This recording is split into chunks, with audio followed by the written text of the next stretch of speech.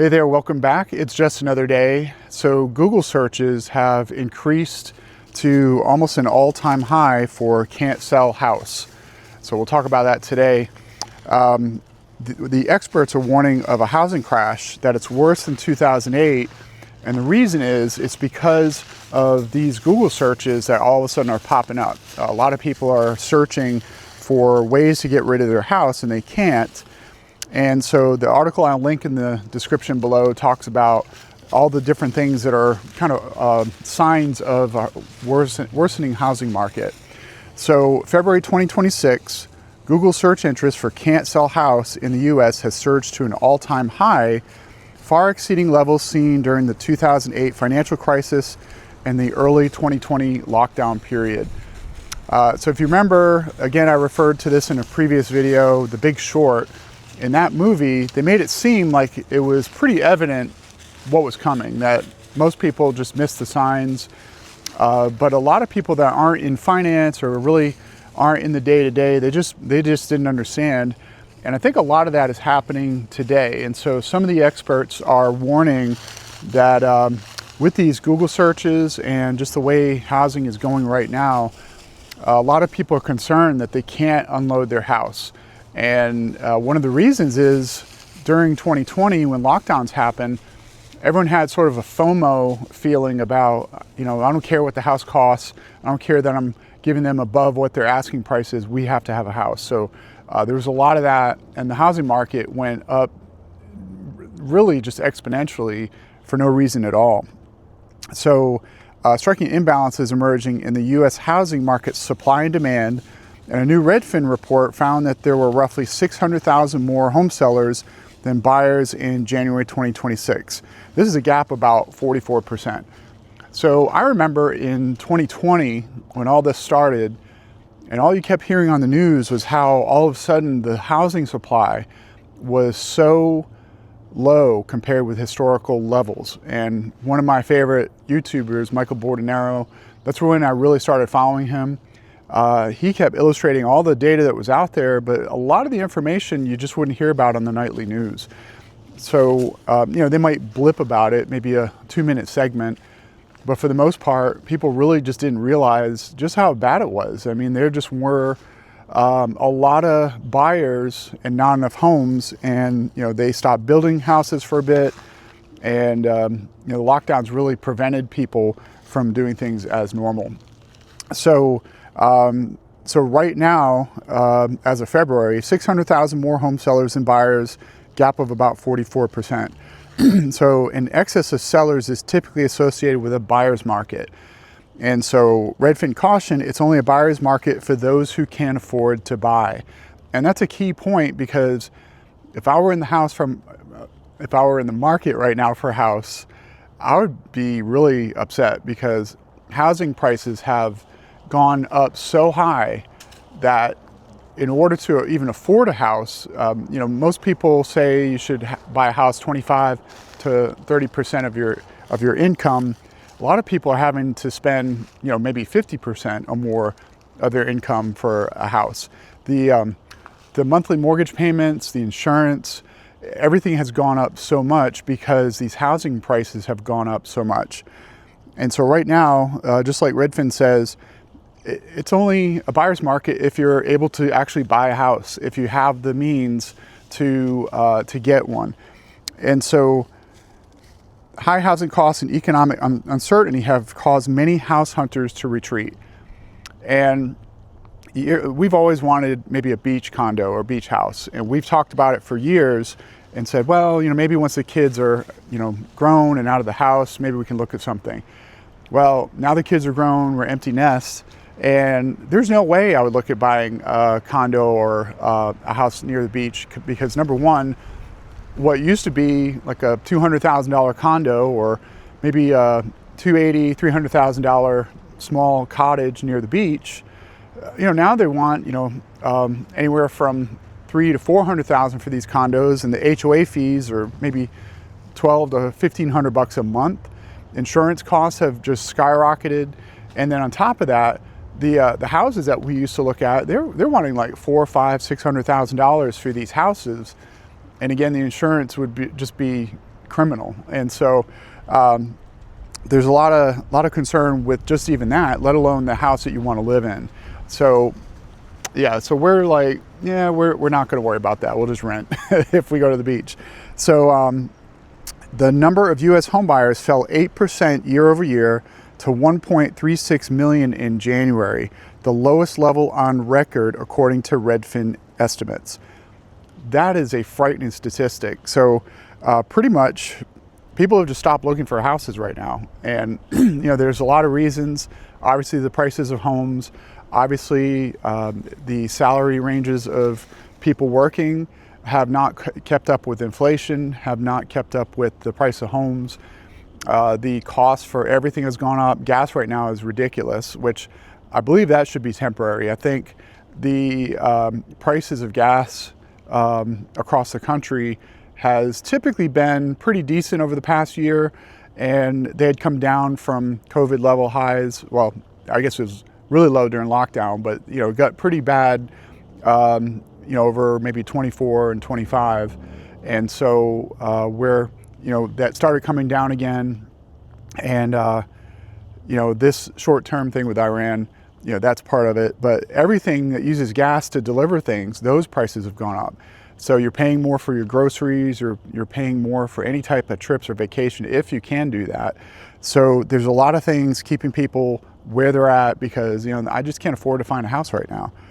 Affordability growing disconnect between home prices and household earning power could set the stage for a correction that exceeds the Great Recession. So if you remember the Great Recession, it got to a point where people really weren't able to afford anything or do anything. And so this article talks about maybe that coming around again. So Wright said, I think we're going to correct all the way to a point where household median income matches the median home price. And so that is going to be worse in 2008, he was saying in a recent interview. So because salaries aren't going up, there's only one other thing that needs to adjust, and that's the housing prices. So he's talking about basically a crash. He's talking about housing crashing down like it did back in 2008. If you remember, there were a lot of communities that were being built by builders that they just walked away from. They just didn't have the money. They couldn't afford to sell the houses because they were pretty much more in it than they would get out of it. A lot of people bought these houses at high levels and were really strained on the mortgage payments. And you just get to a point, you're like, I can't afford to do this anymore. And when you start losing jobs, as a lot of people are starting to find out with AI creeping in, if you don't have a backup plan, there's no way you're going to be able to afford the really high mortgage rate. And so it's a stark warning. 2008, the housing meltdown wiped out trillions in household wealth, sent home values tumbling, and pushed millions of Americans into foreclosure. So it's really kind of a crisis right now. The housing market is on the verge of collapse. You've got the stock market, which has been tumbling already because of everything going on in the Middle East. And so now the affordability gap has grown increasingly severe. An August 2025 Realtor.com report found that the typical U.S. household earned roughly 46% less than what's needed to afford a median-priced home. So right there, it's clear as day. The prices of homes are nowhere near what people can afford. And a lot of people over the past 4 or 5 years, like I said, they had the FOMO, they wanted a house, they figured this is just what it is, it's just going to only go up. And unfortunately, a lot of those people are about to find out that some of their home values might go down. Some places more than others. There's a lot of places across the country where home values are already coming down, and asking prices are having to be dropped. And so that's a big concern, because one of the biggest wealth builders is home equity, but that's assuming you're able to stay in the home and have it paid off over a long period of time. And so a lot of people, they're just not going to be able to build this equity. And if you bought a home within the past 3 to 5 years, most of what you've been paying has been going to interest. So you haven't built any equity. So if you're able to continue, that's great. But if you lose a job and you can't continue, you have to sell the house. you're going to lose all that money you've paid into interest just about. When asked how far prices would need to fall to restore balance, Wright was blunt, and this is pretty bad. He said, it's going to be near your 50% and much greater in certain areas. He's saying home prices would have to drop in half to basically restore this balance. And that sounds about right, because housing, a lot of houses that used to go for 200, 250, now they're selling for high 3s, 400s over the past couple years, and they're starting to come down. And to me, they've just been super inflated. I mean, you've seen these little houses that, you used to be able to buy them for maybe $75,000 for like a little 2-bedroom, 800 square foot house. And, people are asking $150,000 for them. That's just unbelievable. And so, and I get it, like my dad's first house, I think he paid like less than 80,000. I think it was less than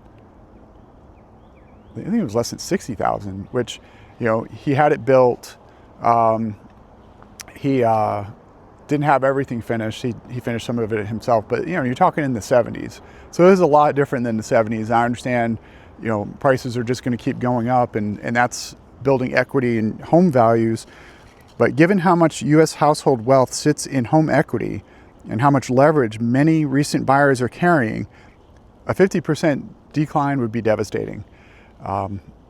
If you have most of your net worth tied up in your house, and all of a sudden your house is worth half of what you thought it was, if you go to sell your house and you still have a mortgage that you're paying on, the equity that you think you're building up is going to be halved, and or possibly, and that's a frightening concept.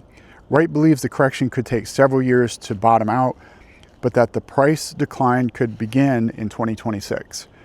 There are already hints of a shift. Zillow recently reports that 53% of U.S. homes lost value over the past year, with an average drawdown of 9.7%. So half the houses lost at least close to 10% of value on average, meaning some were higher than 10%, obviously some were lower, but the average is 10% of the homes based on what Zillow is saying. That's kind of scary, because again, I know a lot of young adults that they bought their first house and they paid a lot of money. You're talking $300,000 or $400,000 for their first house, because again, they thought they had to, because it was just going to keep going up. They figured by 5-10 years down the road it'd be $600,000 or $800,000, and they'd never be able to buy something. I just following Michael Bordenero, I do recommend his channel if you really want good insight into a lot of these types of things. I'm just starting out. He's been doing it a long time. He was a realtor. He has a lot of experience and information that I just don't have any access to. He's really, really good. So I recommend looking up his YouTube channel. But let me know what your thoughts are. Let me know if you have problems with what we've talked about today, if you're concerned about what the next, say, 6 to 12 months might look like. And let me know if you have any suggestions. Let me know if you have any articles you've read about this. I'd always welcome discussion in the comments. Please subscribe to the channel. I'd love to continue making these videos and just keeping people informed and letting you know about things you might not hear in the news. So, or sometimes you might hear it, but it's way after the fact. So trying to keep out ahead of this so you're aware. And thank you again. Please share the video too. And I hope you have a great day. I'll see you in the next one.